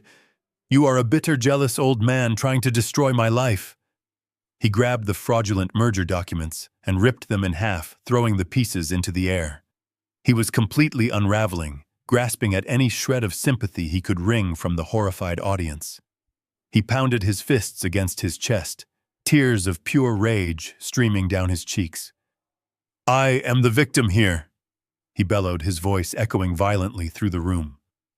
"I have been suffering in absolute agony for 6 months. I lost my family. I lost everything I ever loved. You have absolutely no right to attack me like this. My wife is dead. Rachel is dead. How could you possibly do this to me?" As his final loud, desperate scream faded into the heavy, chilling silence of the room, a profound sense of poetic justice washed completely over me. I looked past his sweating, furious face, past the terrified board members, and focused entirely on the heavy mahogany double doors at the back of the room. The timing could not have been more absolutely perfect. Just as Bradley demanded the absolute sympathy of everyone for his tragically deceased wife, the heavy brass handle slowly turned. The massive boardroom doors suddenly clicked loudly, and they slowly opened one last time. The massive boardroom doors suddenly clicked loudly, and they slowly opened one last time. Every eye in the room snapped toward the entrance. The heavy mahogany panels swung inward, revealing 4 men and 2 women dressed in dark windbreakers with the bright yellow letters of the Federal Bureau of Investigation stamped across their backs. They did not wait for an invitation. They marched into the room with the synchronized heavy precision of a tactical unit executing a raid. The lead agent, a tall man with a stern face and a thick file tucked under his arm, stepped directly toward the head of the table. He completely ignored the stunned board members who were practically pressing themselves against the glass walls to get out of the way. The agent walked straight past my son and stopped directly behind Victoria's leather chair. "Madam, please stand up and place your hands behind your back," the agent commanded, his voice echoing with absolute authority. Victoria's icy corporate facade shattered completely. She shot up from her chair, her eyes wide with a mixture of shock and fury. "This is a massive mistake!" she shrieked, her voice pitching up in panic as 2 agents firmly grabbed her arms. "I am a licensed financial executive. You cannot just storm into a private corporate meeting without a warrant." The lead agent calmly pulled a folded piece of paper from his jacket and dropped it onto the table. "We have federal warrants for wire fraud, money laundering, and conspiracy to commit murder," he stated plainly. The cold clack of steel handcuffs locking around her wrists rang out like a judge's gavel. Victoria struggled briefly, her expensive black dress twisting awkwardly as the agents pulled her away from the table. She shot a venomous, terrified glare at Bradley, realizing that his sloppy mistakes had just dragged her down into a federal prison cell. But the FBI agents were only the opening act. As they secured Victoria, another figure stepped calmly through the open doorway. It was Warren. My old friend stood tall, his hands clasped casually in front of him, surveying the chaos he had helped me orchestrate. He gave me a slow, grim nod of respect. Then he turned slightly and held out his hand toward the hallway. The room was already spinning in a state of absolute shock, but nothing could have prepared them for the ghost that was about to walk across the threshold. A young woman stepped out of the shadows and into the bright, harsh light of the boardroom. She was wearing a simple, comfortable maternity dress. Her hands rested protectively over her 8-month pregnant belly. Her face was pale, but her chin was held high with a quiet, undeniable strength. It was Rachel. She was alive. She was breathing, and she was staring directly at the man who had tried to murder her. The collective gasp from the board members was so loud, it sounded like all the oxygen had been sucked out of the room at once. Thomas actually stumbled backward, knocking his leather chair over. He gripped his chest, his eyes wide in sheer disbelief. If Bradley had looked terrified before, he now looked like a man who had just been forcefully dragged into the darkest pits of hell. His knees completely gave out. He did not just fall. He collapsed onto the carpeted floor, as if all the bones in his body had suddenly turned to dust. His jaw dropped open, a wet, guttural sound escaping his throat. It was the sound of a man watching his entire universe violently implode. Rachel, he wheezed, his eyes bulging as he stared at his very much alive wife. Rachel, how? I saw the boat. I saw the explosion. Rachel did not shed a single tear. The terrified, shaking girl I had found in that dirty Pennsylvania diner alleyway was gone. In her place stood a mother who had survived the ultimate betrayal and was now watching her predator face justice. You saw what you wanted to see, Bradley, she said, her voice steady and clear, cutting through the silence of the room. You wanted to see me die so you could pay your debts, but you forgot that I know how to swim. The sheer horror of his reality finally broke whatever was left of his mind. The arrogant chief executive officer, the ruthless gambler, the cold-blooded murderer, all of it vanished in an instant. He was entirely reduced to a pathetic, weeping shell of a human being. With the stern-faced FBI agents slowly closing the perimeter around him, Bradley scrambled forward on his hands and knees. He frantically crawled across the expensive imported carpet, his heavy tears leaving dark, wet stains on the fabric, until he frantically reached my polished leather shoes. He violently threw his arms around my legs, gripping the fabric of my tailored suit pants, with absolute frantic desperation. He buried his sobbing, sweat-drenched face violently against my knees, trembling like a frightened child lost in the dark. Dad, please, he wailed loudly, his voice turning into a pathetic, agonizing screech that made my skin crawl and my stomach completely turn. Please, I am begging you, you have to help me right now. Tell them all to stop. Tell them it was just a terrible mistake. You cannot let them take me to a federal prison. The Russian syndicate will absolutely kill me inside. You are my father. You are supposed to protect me from the monsters. Please, Dad, I am begging you to have some mercy on my soul. You have to save me because we are blood. I stood frozen, looking down at the broken man sobbing at my feet. This was the same person who had confidently planned my funeral just a few hours ago. The man who had laughed, pouring champagne over the memory of his allegedly deceased wife. Now the overwhelming weight of his choices had finally crushed him completely. I looked down at his trembling hands clutching my trousers. The expensive fabric of his suit was wrinkled, his perfectly styled hair now a tangled, sweaty mess. He was begging for mercy in the name of blood. Blood. The very same blood he was perfectly willing to stop flowing through my veins just to balance his twisted ledgers. The sheer hypocrisy of his pleas made the bile rise in my throat. I did not feel an ounce of pity. I did not feel the protective instinct that a father is supposed to feel when his child is in danger. That instinct had been violently murdered the moment I realized he had planted a bomb on the boat of his pregnant wife. I slowly reached down and pried his sweaty fingers off my legs one by one. My grip was ironclad, forged from 40 years of hard labor, and he was too weak to resist. I pushed his hands away and took a deliberate step backward, completely severing the physical connection between us.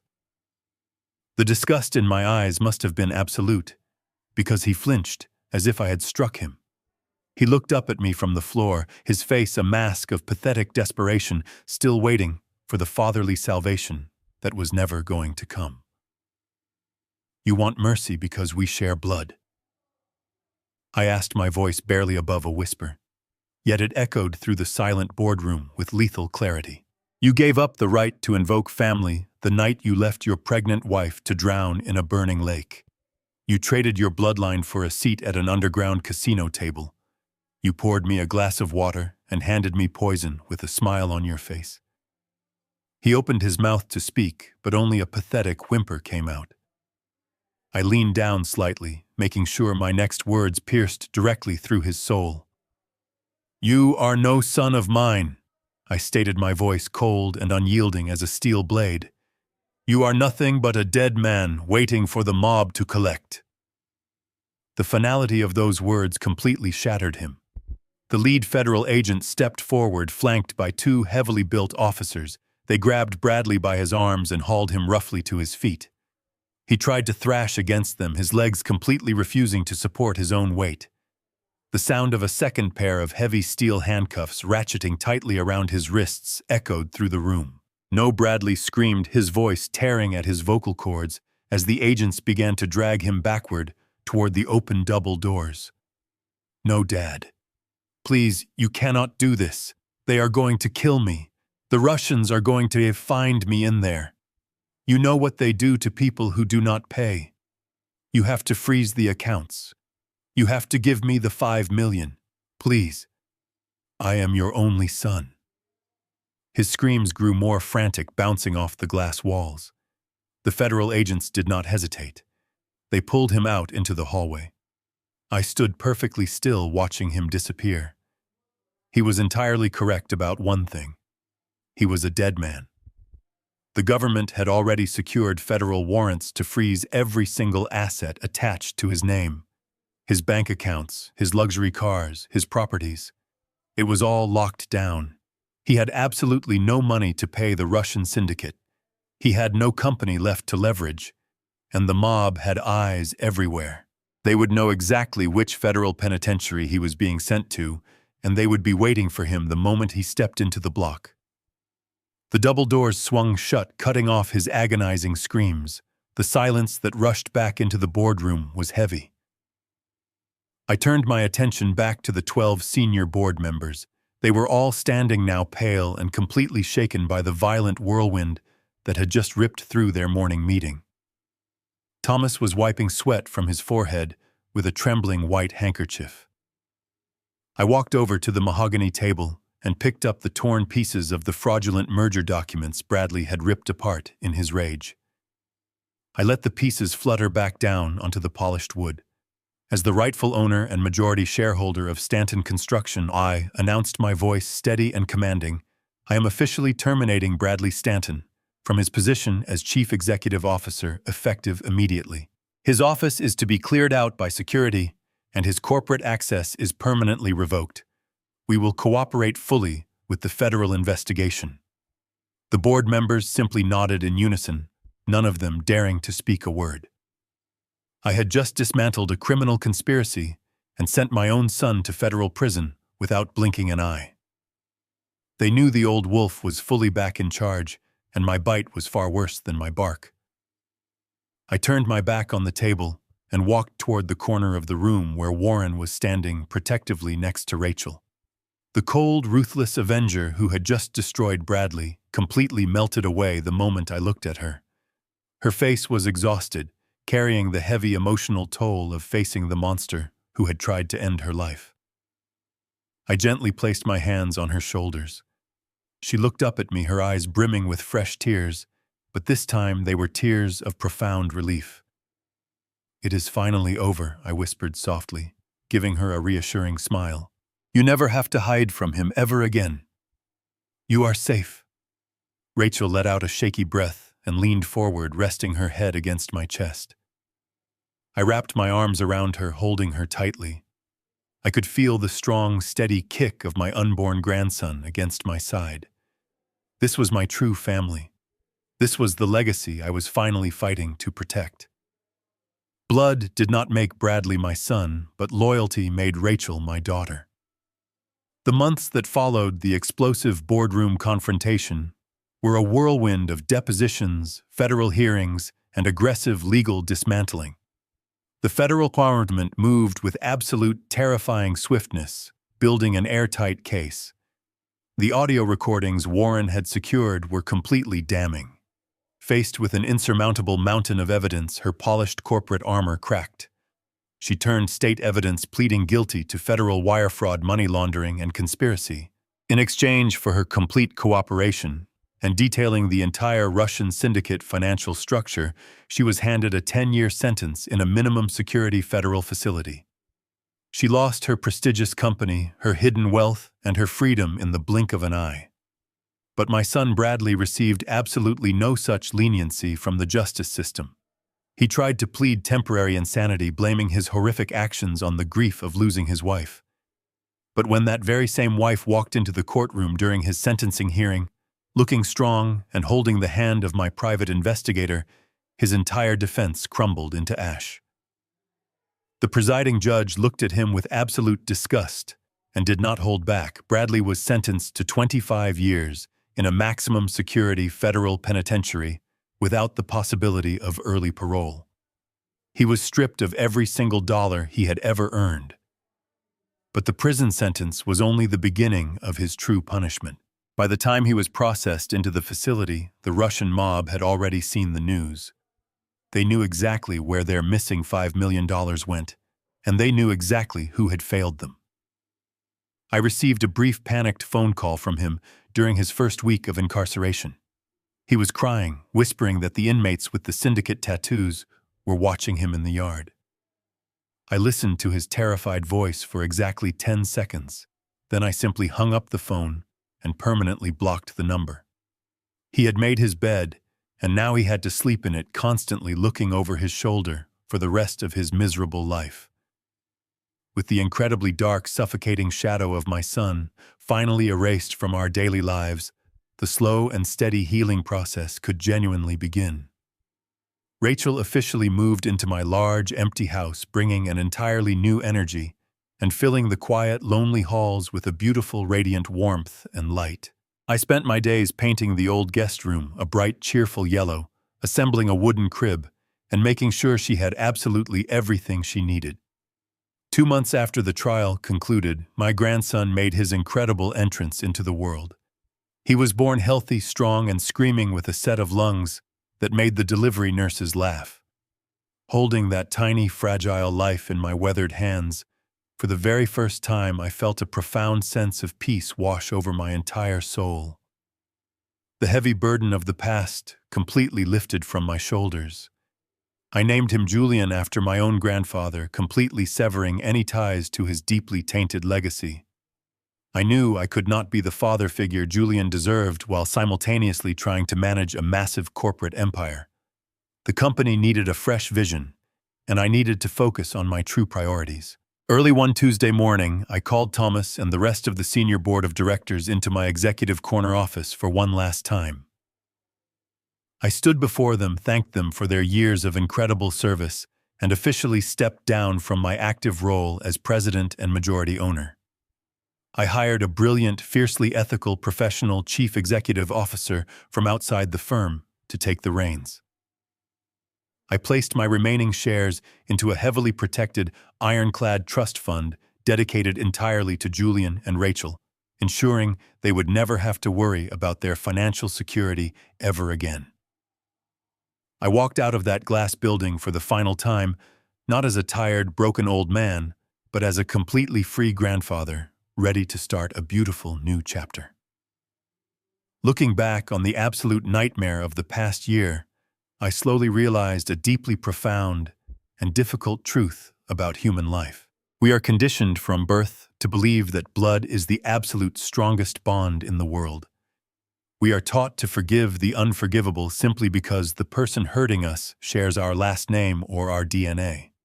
But I am here to tell you that blood does not automatically make you a family. Blood is just a biological accident. True family is built on a foundation of mutual respect, unwavering loyalty, and unconditional love. Family is the person who stands by your side in the darkest alleyway, terrified but refusing to leave. Family is the person who protects you when you are most vulnerable not the one who measures the value of your life against a life insurance payout.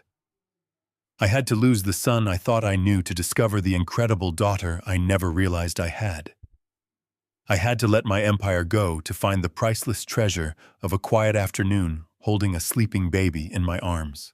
Sometimes, the most agonizing, terrifying decisions we make are the exact ones that ultimately save our lives from total destruction.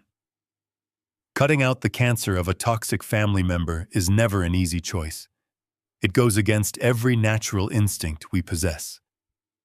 But you cannot heal in the exact same environment that is actively making you sick. You have to find the courage to walk away, to defend your own dignity, and to build a new family from the people who truly cherish your existence. Thank you so much for taking the time to listen to my story. I know it was dark, and I know it was difficult to hear, but I hope it brings light to anyone walking through a similar darkness. Share this if you believe that sometimes cutting off toxic family is the only way to survive. See you in the next story.